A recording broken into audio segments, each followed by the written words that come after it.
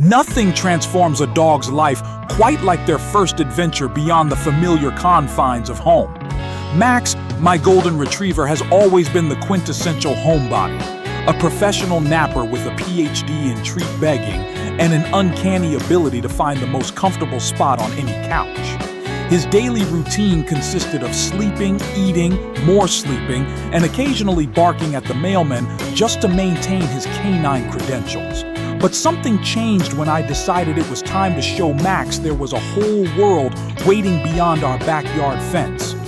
The decision to take Max on a grand adventure wasn't made lightly. After all, this is a dog who gets winded chasing his tail for more than 30 seconds. His idea of exercise is stretching before repositioning himself on the sofa. Yet beneath that lazy exterior, I always sensed there was an explorer waiting to emerge. A spirit of adventure hidden behind those soulful brown eyes that usually only light up at the sound of the treat jar opening. Our adventure began on a crisp April morning. As I loaded the car with supplies, water bowls, towels, dog food, and more treats than any reasonable dog should consume in a week, Max watched with suspicious curiosity. He's smart enough to recognize the signs of an impending vet visit, and his body language suggested he was calculating the odds of this being a trick. When I opened the car door and patted the seat, he approached with the caution of someone being offered free real estate in Manhattan. Once settled in the car, Max's demeanor shifted from suspicion to excitement. It's fascinating how dogs can sense when something different is happening. His head was on a constant swivel as we drove away from our neighborhood, his nose pressed against the window, taking in new scents with each passing mile. I could almost see the questions forming in his doggy brain. Where are we going? Will there be food? Is this a very elaborate route to the vet? Our first destination was the beach, a place Max had never experienced before. I'd always imagined golden retrievers as natural water dogs, but Max had only ever encountered water in his bowl or during the occasional bath he pretended to hate but secretly enjoyed.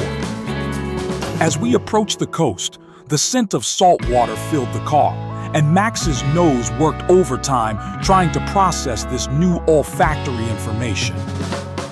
Parking near the shoreline, I opened the car door and watched as Max cautiously stepped onto the sand. His reaction was priceless, a mixture of confusion and wonder as his paws sank slightly into the unfamiliar terrain.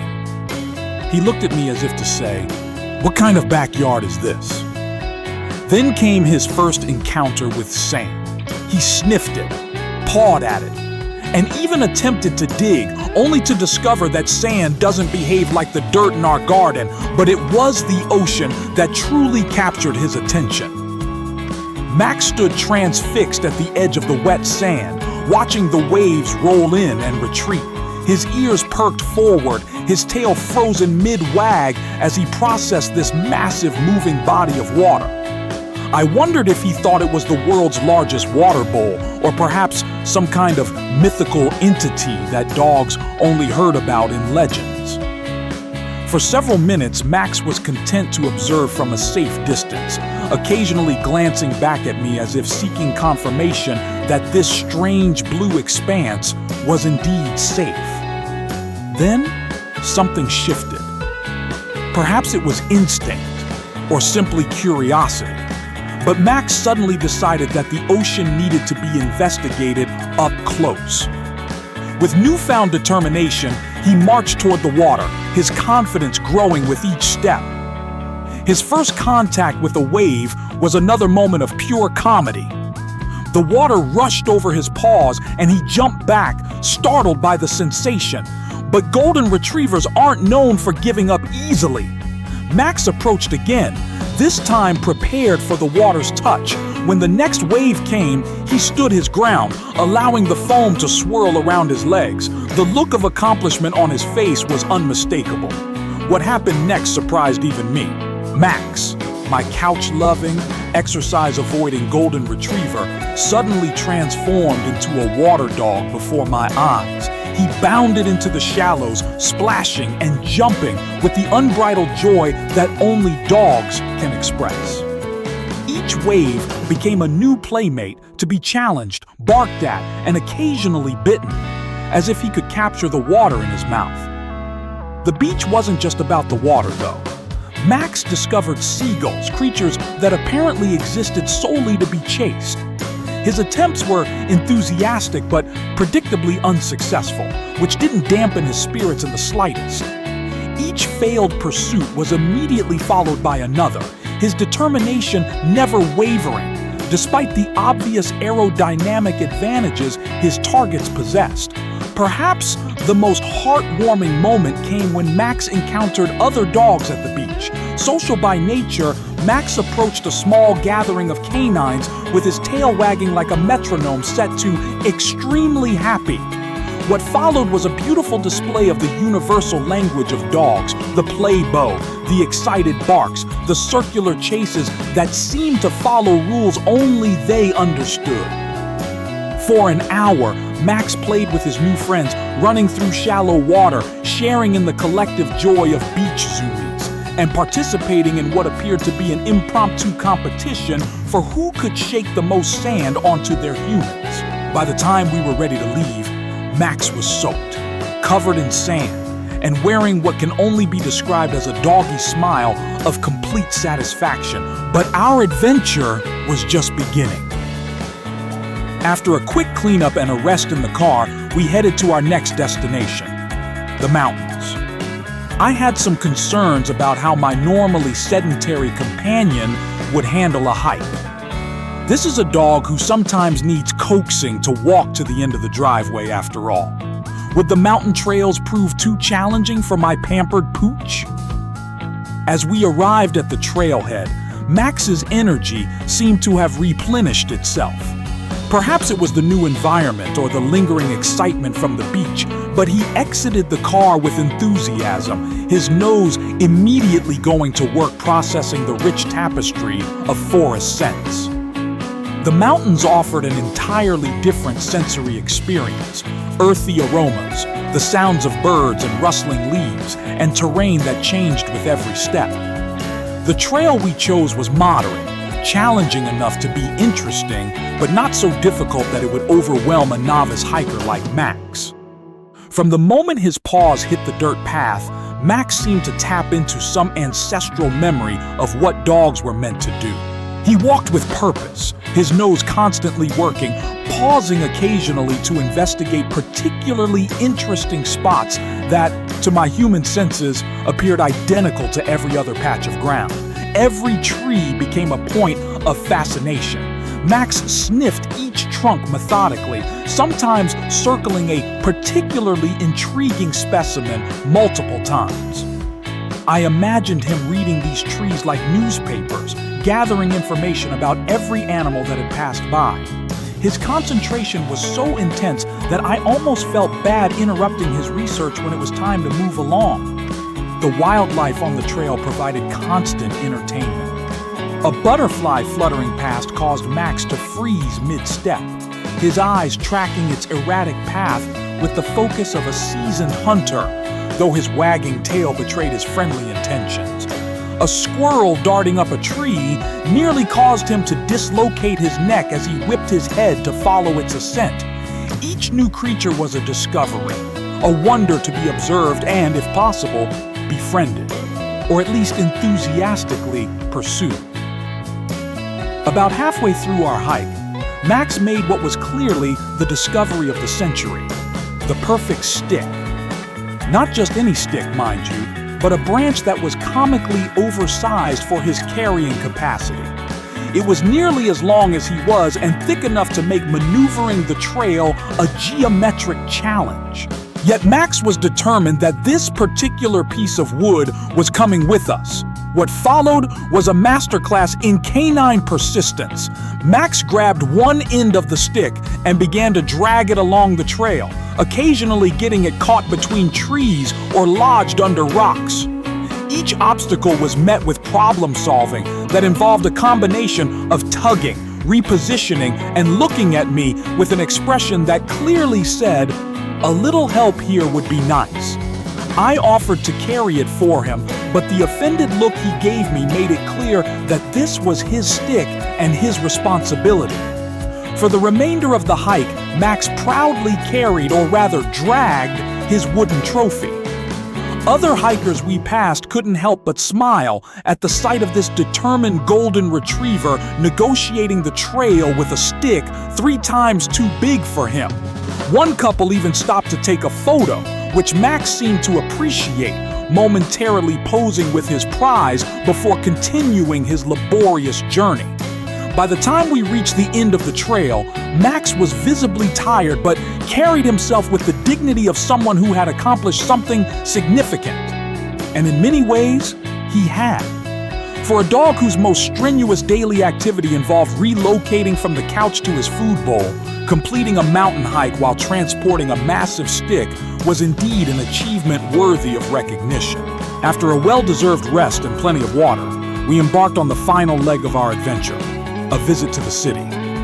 This presented yet another new environment for Max to explore, one filled with unfamiliar sounds, smells, and sights that would challenge his adaptability in different ways than the natural settings we visited. The city streets were bustling with activity as we arrived. Max's initial reaction was one of caution. The cacophony of car horns, construction noise, and human voices created a sensory landscape unlike anything he'd experienced before. He stayed close to my side, his body language alert but not fearful. I could almost see him processing each new stimulus, categorizing it as either interesting or potentially concerning. As we walked along the sidewalk, Max gradually adjusted to the urban rhythm. His confidence grew with each block, his posture relaxing as he realized that while this environment was different, it wasn't threatening. The city offered its own unique form of stimulation. Fire hydrants with messages from countless canine visitors, discarded food wrappers with tantalizing scents, and most importantly, an endless parade of humans who might potentially offer pets or treats. We stopped at a dog-friendly cafe with outdoor seating, and Max immediately became the center of attention. There's something about a golden retriever that acts as a magnet for human affection, and Max was more than happy to soak up the adoration. Children asked to pet him, which he graciously allowed while maintaining his dignified demeanor. Adults cooed and commented on his beautiful coat. One elderly gentleman even shared a story about the golden retriever he had owned years ago, his eyes misting with fond memories as he scratched behind Max's ears. Max handled his celebrity status with aplomb, distributing his attention democratically among his admirers.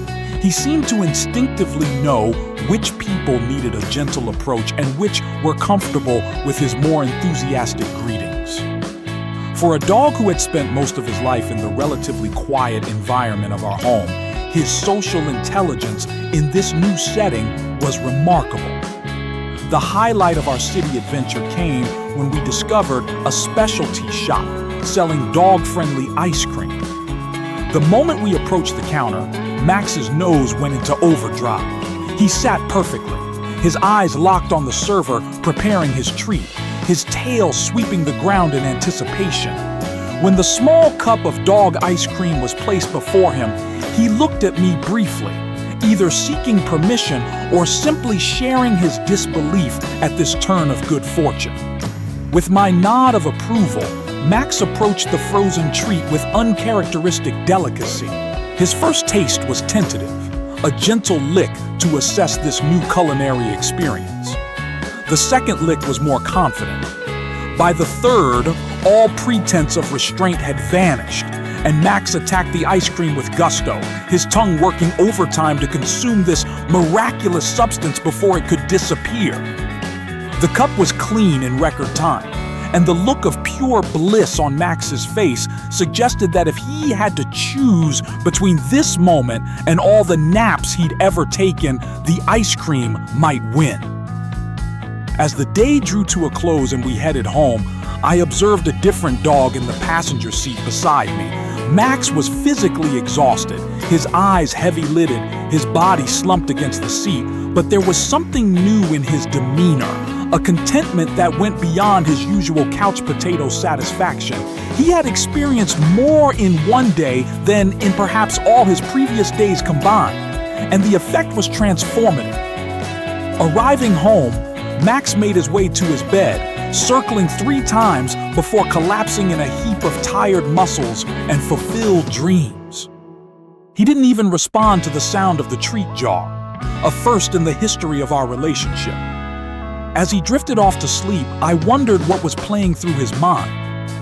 Were there dreams of waves to chase, mountains to climb, and city streets to explore? Had his world expanded beyond the boundaries of our yard to include possibilities he'd never before imagined? What began as a simple day trip had evolved into something more significant, a reminder that sometimes the most comfortable path isn't necessarily the most fulfilling. Max had spent years perfecting the art of leisure, finding contentment in routine and familiarity. Yet when presented with the opportunity for adventure, some deeper instinct had awakened in him, revealing a side of his personality that might have remained dormant had we never ventured beyond our usual boundaries. As I watched him sleep, twitching occasionally as he chased dream squirrels or dragged phantom sticks, I realized that Max had taught me something important. Comfort zones are called that for a reason. They're comfortable.